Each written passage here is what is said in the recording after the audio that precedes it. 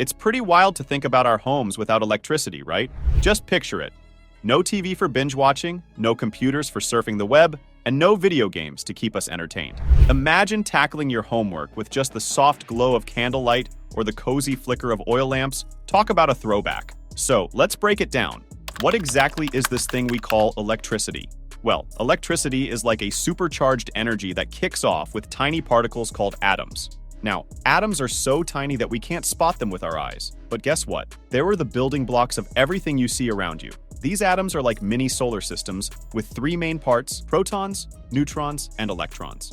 Now, the real magic happens when these little electrons decide to take a trip from one atom to another. There's more than one way to make them shimmy and shake, but most of the time, the electricity we use is cooked up at places called power plants. But how do power plants get things rolling? So, the secret ingredient is water. Yes, good old H2O is our go-to energy source. And that's why we've got these hydroelectric facilities, where hydro is just a fancy word for water. Now, these power plants that work their magic with water are strategically set up by rivers. Take the Whitehorse plant, for example. It's perched right on the Yukon River. What we do is build dams across these rivers, acting like big water holders. Then, the water is guided through these hefty pipes, and guess what happens? It takes a plunge, hitting the blades of colossal turbines down below. But the real action starts when these turbine blades are connected to a hefty metal rod, and hanging out at the end of this rod, some hefty magnets. Now, as those turbine blades spin like crazy, they make the rod and the magnets do a speedy dance. And you know what's super cool?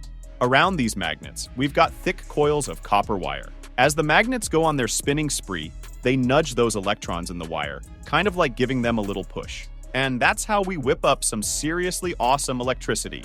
So, what's the journey like for electricity? Once it's generated, after all the whirlwind action at the power plant, the electricity gets all pumped up and ready to go. It hops into these special wires and heads straight to what we call a power transformer. Now, at this point, the electricity is like the superhero of energy. It's got some serious voltage. But you know what? The transformer gives it an even bigger boost, like adding turbo fuel to a car, so it can zip through what we call transmission lines. These are the wires you see hanging from those wooden or metal poles along the streets and neighborhoods. And speaking of wires, they're made of metal, usually aluminum or copper. Why metal? Because metal is like a superhighway for electricity. It zooms through it without a hitch. By the way, water is a good conductor too. Since our bodies have a lot of water, electricity could travel through us. But here's the thing, that's a major no-no. It's like having a lightning bolt inside you, and that's a recipe for disaster.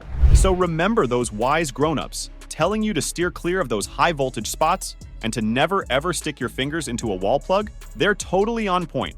Now here's a mind-boggling fact. Electricity moves crazy fast. We're talking about 310,000 kilometers per second. If you could move that speed, you'd be circling the globe multiple times while flicking on a light switch. Sometimes, when electricity has to make a long journey, it loses a bit of its oomph along the way. Imagine you're playing outside all day and need a snack to refuel. Electricity needs a boost too. That's when substations swoop in to save the day. These are like massive power transformers locked up in fenced areas.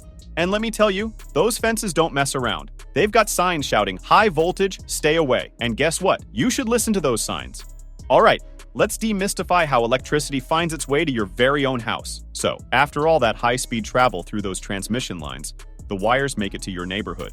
And guess what? There's this nifty transformer hanging out on a power pole that gives the electricity a little makeover. It adjusts the voltage, which is like tuning it to the perfect level for your home sweet home. Safety first, right? Now, this wire from the transformer is buddies with a meter box.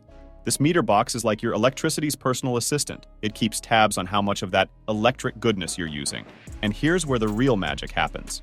Inside your house, some wires connect to these magical things called outlets. Yes, those are the spots where you plug in your gadgets, like your boombox, that TV you can't stop watching, and anything else that needs a jolt of electricity to come alive. Quite the adventure, isn't it? With that said, thank you for watching. Don't forget to like and subscribe to our channel.